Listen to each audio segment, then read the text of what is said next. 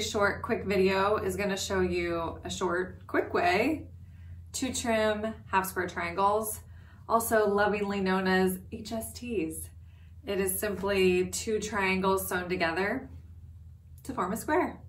There's lots of different ways to sew half square triangles. There's 1 at a time, 2 at a time, 8 at a time, 4 at a time, lots of different ways. But today I'm just going to show you one way to trim. So after you sew half square triangles together, a lot of times you're left with large piles of untrimmed things that look like this. Here's just one. So you have this, and when you open them up, you have something like this, and a lot of times they're not a totally perfect square, and you also have these little teeny tips, these tippy tips, called dog ears, which I hate that term. I'm gonna petition the quilt people, the quilt tribunal, to have that term changed because I hate trimming dog ears. And then you're gonna get something really, really nice and perfect like this. In our example, we're trimming half square triangles for the gather quilt, which is almost all half square triangles and strips. So come down with me. I'm gonna use a really fun ruler that I recently discovered. It's new to me. I don't think it's new, but I'm gonna talk more about the ruler when we go down. But there's different ways to trim hsts. There's different videos. This is just one way. I find it pretty fast. So come with me.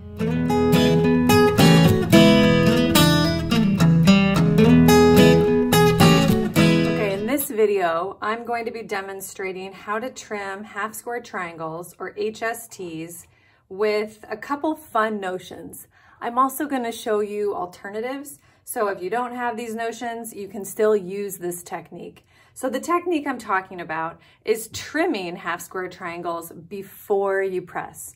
So a lot of times, I even have tutorials on this, you press all of your hsts open, and typically people like to press their seams toward the darker fabric, just so you don't get that shadow of the darker fabric underneath the lighter fabric if you have any kind of transparency. I will probably end up doing that, but with this technique, I'm going to trim them before. So you can see this is an untrimmed half square triangle, and it's a triangle with its points intact. That's been sewn. This one, on the other hand, has been trimmed, and the dog ears have been cut off, and it's a perfect 6-inch unfinished square. So when this is pressed, if I were to put my ruler on it, it would be 6 inches. So here with this technique, you can see all my little scrappies. With this technique, it's a perfect 6 inches if I were to lay my ruler right down on it. Ta-da! Okay, it's a really easy thing. Once you get rocking and rolling, you can just boom, boom, boom, boom, go for it. All right, so here's our finished one. We'll just lay that off to the side so we can have that to look at. Okay, nice. I'm gonna get these scraps off of my cutting mat.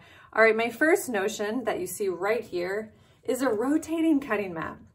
And this is, like I said, not necessary, but it does this magic right here, and it's pretty nice. And I'll show you why when I start cutting. All right, so I'm gonna put down my first half square triangle. Let's see, put it down right here. And I'm gonna take my second fun notion, and these come in a pack of 2. You get 2 triangle rulers. One is for unfinished blocks that have 1/2 inches. So you have 3.5, 4.5, 5.5, and so on. And others are for unfinished blocks that are just even. So 3, 4, 5, 6. And these for the gather pattern, for the throw, which I'm making, are gonna be unfinished 6 inches. So all you do is this down here, this line, let me get really close. There's a seam line that says 6 inches. So I wanna line up my seam line with that seam line.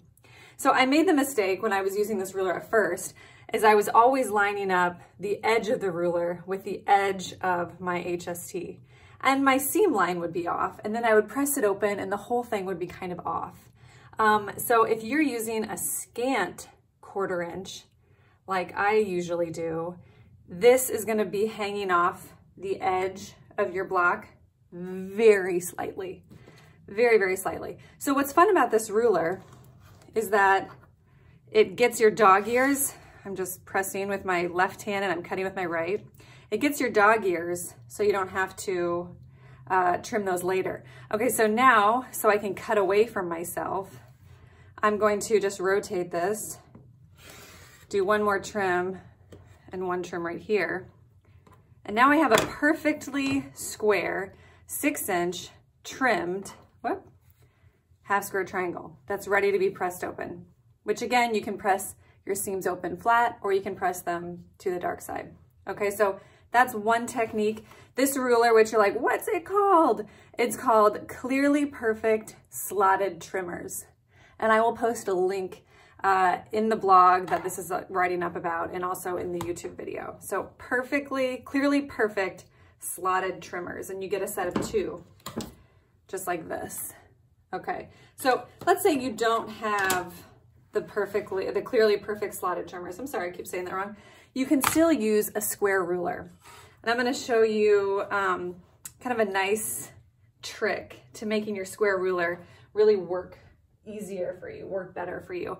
So again, maybe this side will be easier so you can see that seam. So here's my untrimmed HST.